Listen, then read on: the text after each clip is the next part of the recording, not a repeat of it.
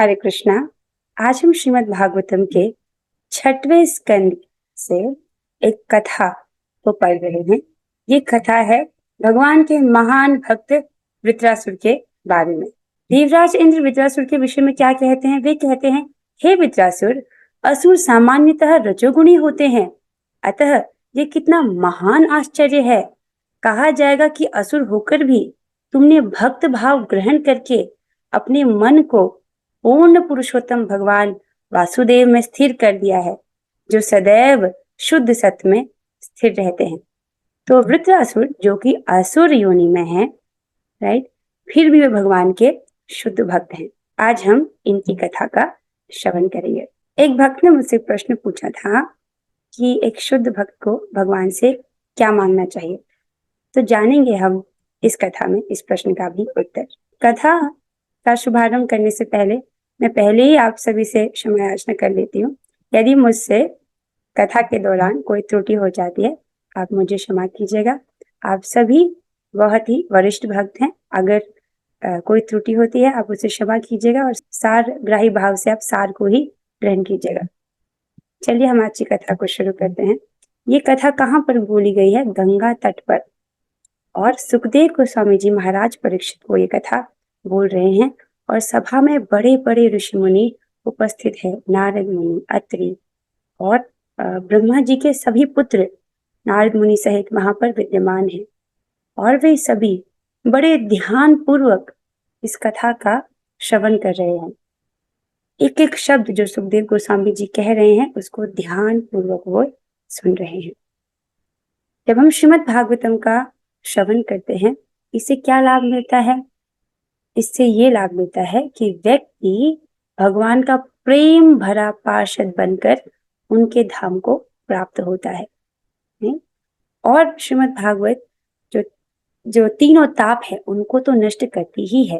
व्यक्ति के जो 3 प्रकार के जो ताप है, आदि दैविक, आदि भौतिक और आध्यात्मिक जो क्लेश है, उनको तो नष्ट करती ही है और व्यक्ति को भगवत धाम प्राप्त करने की योग्यता प्रदान करती है। आइए इसी के साथ हम आज की कथा को शुरू करते हैं। इस कथा के विषय में हमने पिछली क्लास में भी कुछ पढ़ा था, लेकिन फिर भी हम इसको शुरू से पढ़ रहे हैं उन भक्तों के लिए जिसने उस क्लास को मिस किया होगा। तो अब ध्यान से सुनिएगा। स्वर्ग के राजा इंद्र ने विश्वरूप का वध कर दिया, अतः विश्वरूप के पिता ने इंद्र को मारने के लिए एक यज्ञ किया। तो राजा ने इंद्र ने विश्वरूप का वध क्यों कर दिया? ऐसा हुआ क्योंकि विश्वरूप ने चुपके से स्नेहवश असुरों को यज्ञ की हवि प्रदान की थी। अतः जब इंद्र को यह पता चला तो उसे विश्वरूप का सिर काट लिया। इंद्र ने विश्वरूप को अपने पुरोहित की तरह नियोजित किया और सारे यज्ञ का कार्यभार विश्वरूप को दे दिया। लेकिन जब उसको पता चलता है कि विश्वरूप ने चुपके से यज्ञ की हवि असुरों को भी दे दी है, तो बहुत क्रोधित होता है और इंद्र क्या करते हैं? विश्वरूप का वध कर देते हैं। अब विश्वरूप कौन है? ब्राह्मण है, लाइक पुरोहित है। सो बाद में विश्वरूप को मारने का पश्चाताप भी होता है इंद्र को, राइट, क्योंकि वो ब्राह्मण थे।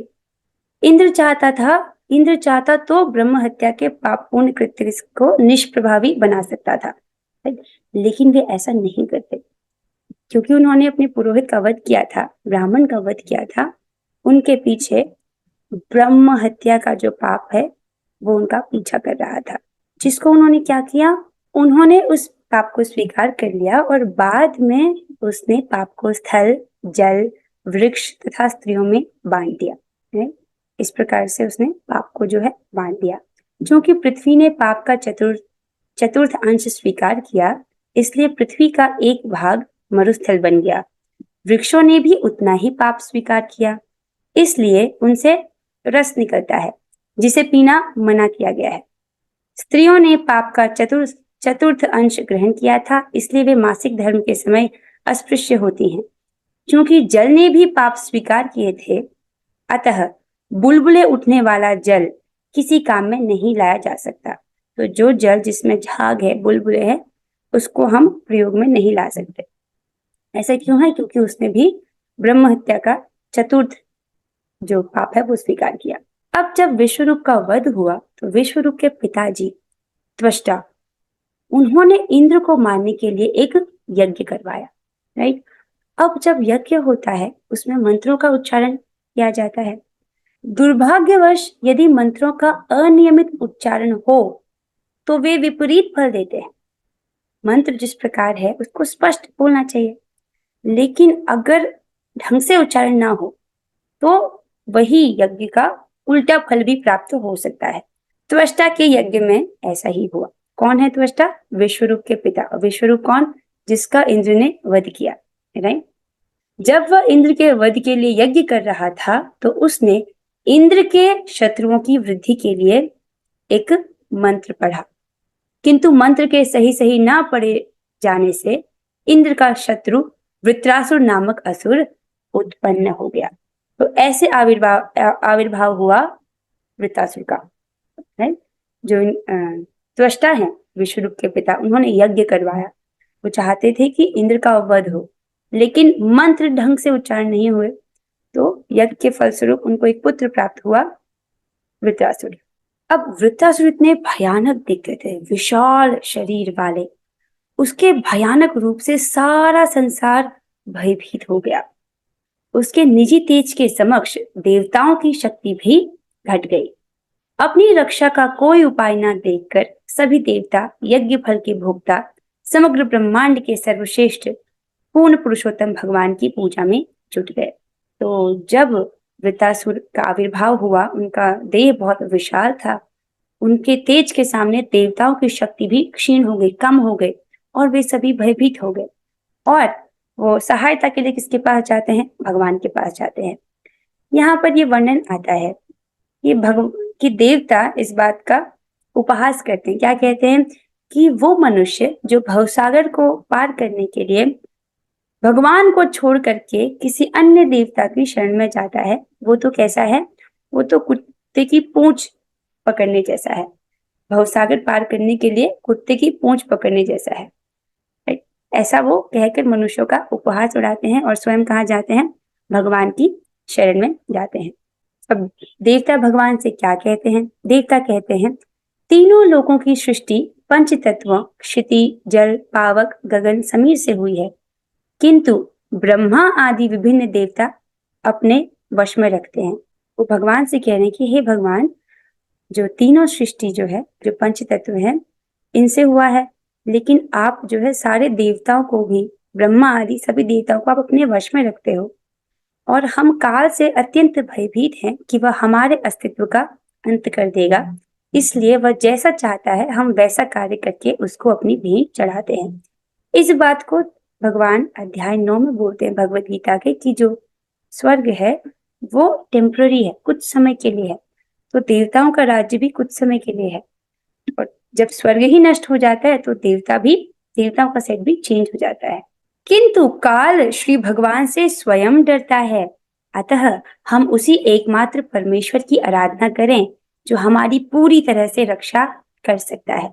इस प्रकार से ये विचार करके सभी देवता भगवान की शरण ग्रहण करते हैं। अब आगे क्या हुआ? जब सभी देवता भगवान की शरण ग्रहण करते हैं तो देवता इतने भयभीत होते हैं कि वे भगवान से कहते हैं कि आप ही वृत्रासुर का वध कर दीजिए।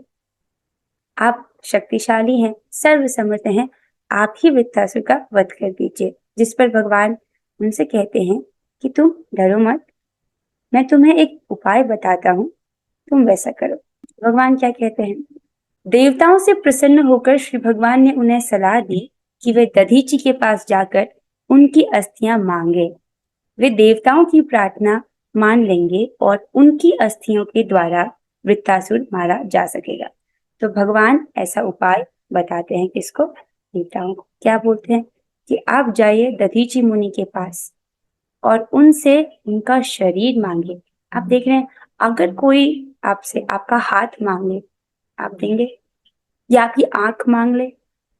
तो भगवान भेज रहे हैं देवताओं को दधीचि मुनि के पास, और प्रस्ताव क्या है? कि आप अपना शरीर दे दीजिए। अब क्या हुआ? ताकि जो दधीचि मुनि है उनके अस्थियों से एक हथियार, एक आयुध तैयार किया जा सके, वज्र, जिसके द्वारा वृत्रासुर मारा जा सकेगा। अब हमने इसको पिछली कक्षा में हमने पढ़ा था, पिछली कक्षाओं में, कि दधीची मुनि जो हैं वो बहुत महान मुनि हैं और बहुत शक्तिशाली भी हैं। अब थोड़ा सा जो भक्त जिन्होंने उसको मिस किया है उनके लिए मैं इसे दोबारा से बोल रही हूँ। तो भगवान बहुत कौतुकी हैं। इंद्र और दधीची मुनि का जो पिछली जो वार्तालाप हुई थी वो कुछ अच्छी नहीं थी। आप इसको समझिए क्यों? कि जो दधीची मुनि है वो एक दिन साधना कर रहे थे, भगवान के ध्यान में मग्न थे। उस वक्त अश्विनी कुमार उनसे मिलने आते हैं और उनसे दिव्य ज्ञान प्राप्त करने की याचना करते हैं। वे कहते हैं, हे मुनिवर, आप हमें ब्रह्म विद्या सिखाइए।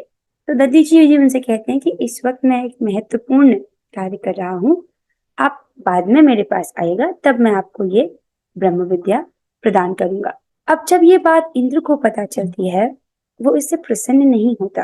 अब किसी व्यक्ति को ब्रह्म विद्या पता चल जाएगी तो वो शासन क्यों स्वीकार करेगा?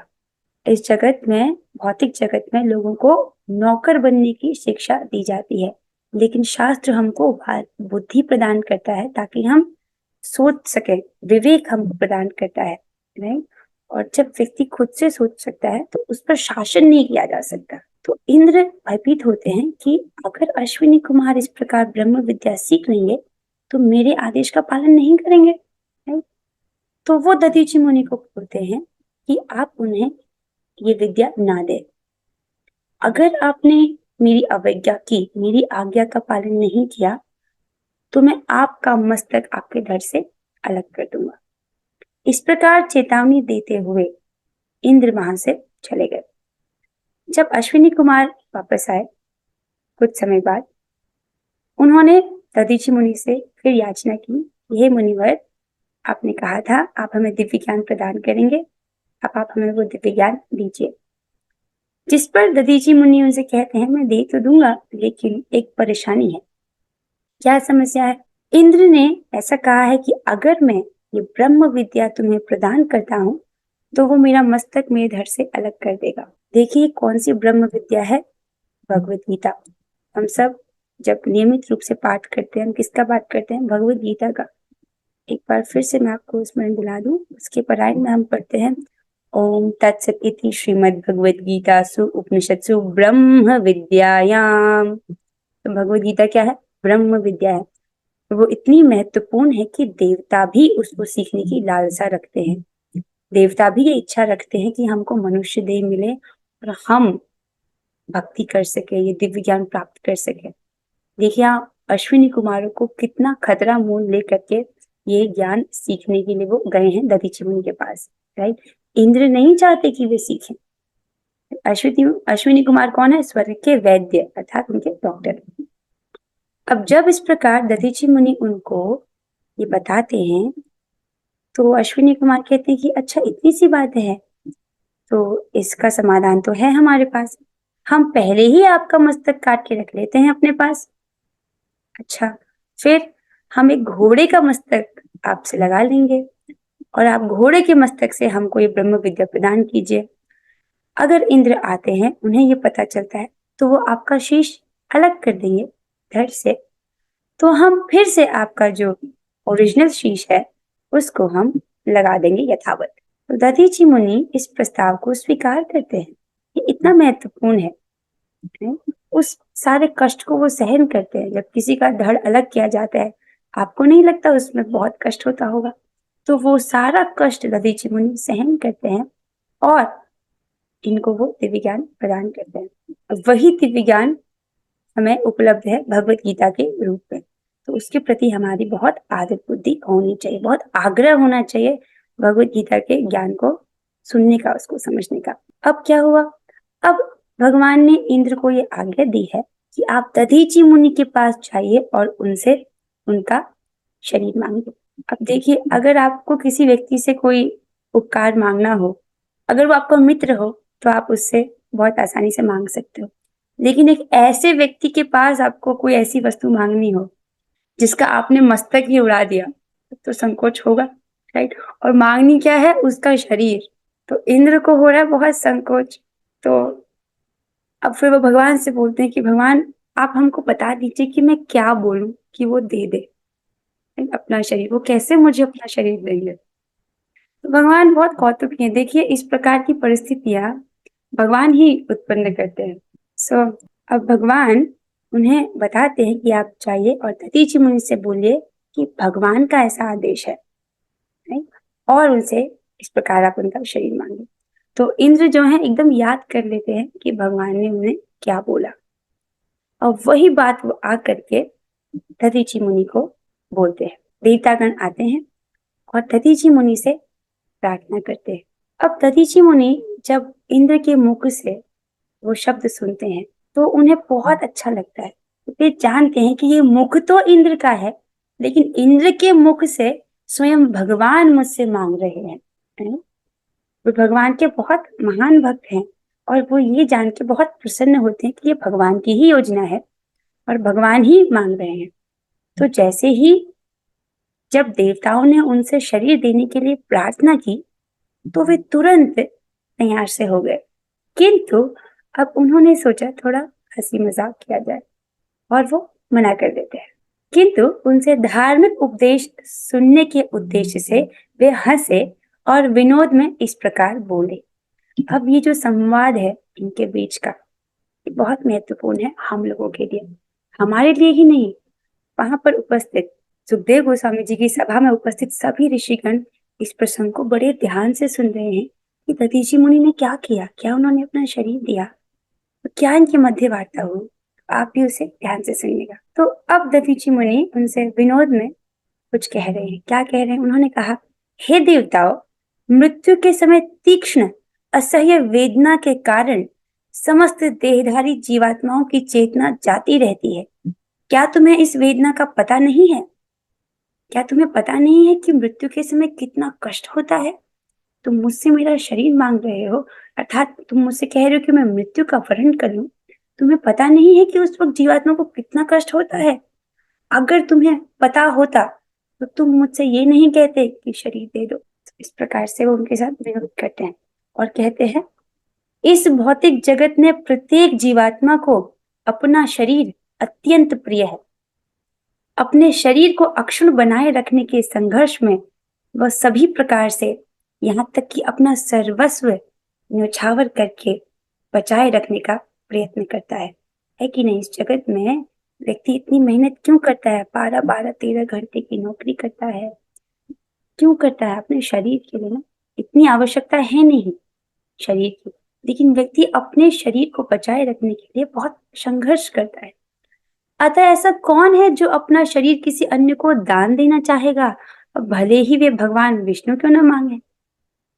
इस प्रकार से दधीचि मुनि मजाक कर रहे हैं उनके साथ, विनोद में ऐसा कह रहे हैं।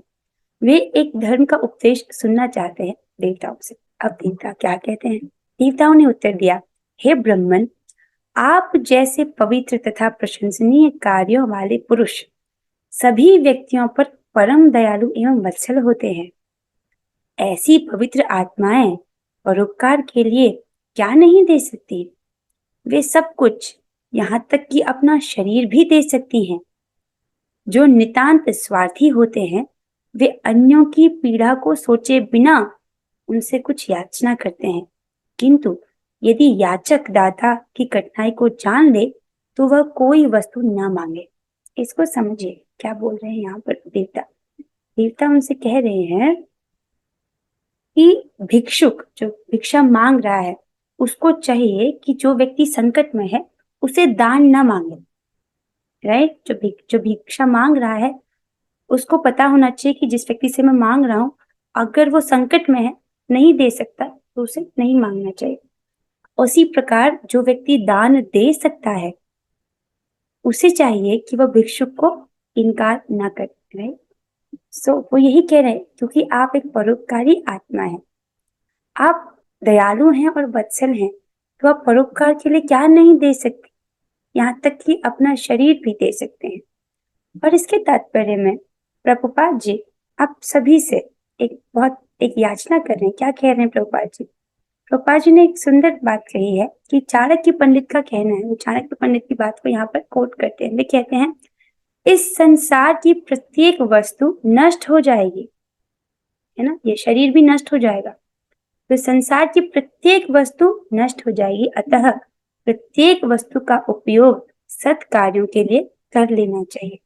इससे पहले कि समय बीत जाए, अब जो बेस्ट कर सकते हो, बेस्ट सत्कार, उसके लिए वो कर लेना चाहिए, इसको प्रभुपाद जी कह रहे हैं। और फिर वे एक बहुत महत्वपूर्ण बात कहते हैं। अब उसको क्या कहते हैं?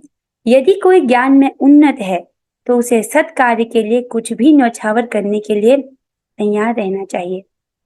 यदि कोई व्यक्ति ज्ञान में उन्नत है, उसको अच्छे कार्य के लिए कुछ भी न्यौछावर करने के लिए तैयार रहना चाहिए।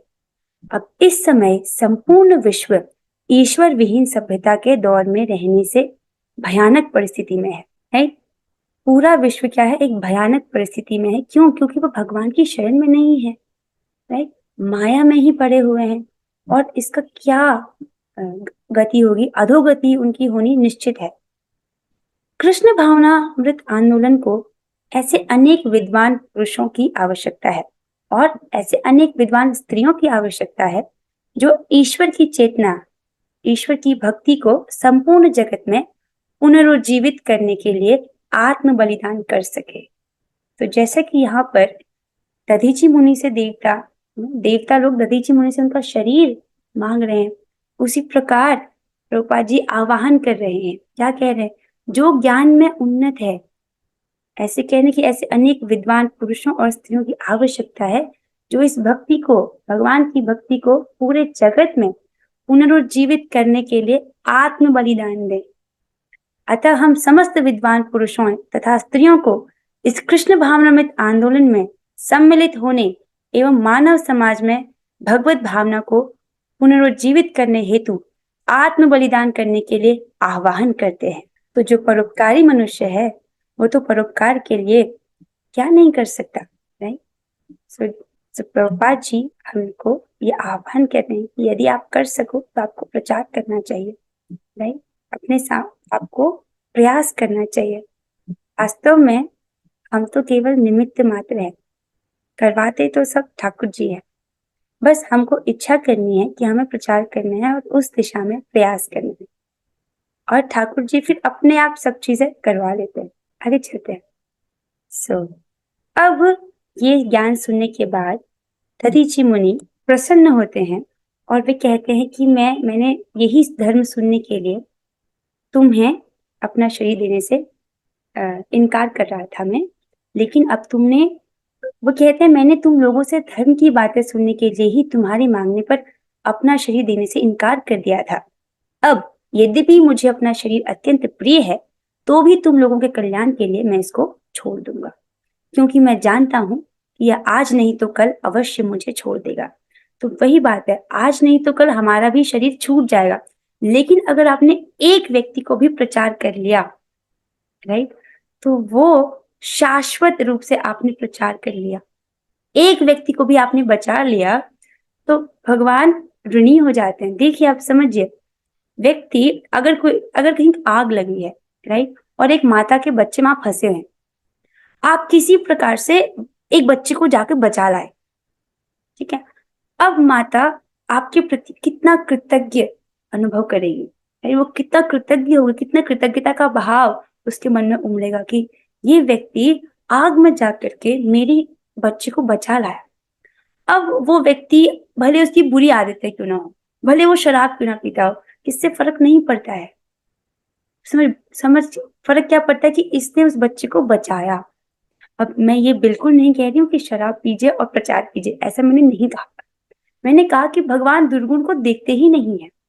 अगर आप प्रचार कर रहे हो, किसी एक भी व्यक्ति तक को आपने हरे कृष्ण महामंत्र दे दिया, राइट, अगर उसने एक बार भी हरे कृष्ण बोल दिया तो पता है क्या लाभ है? वो नरक नहीं जाएगा।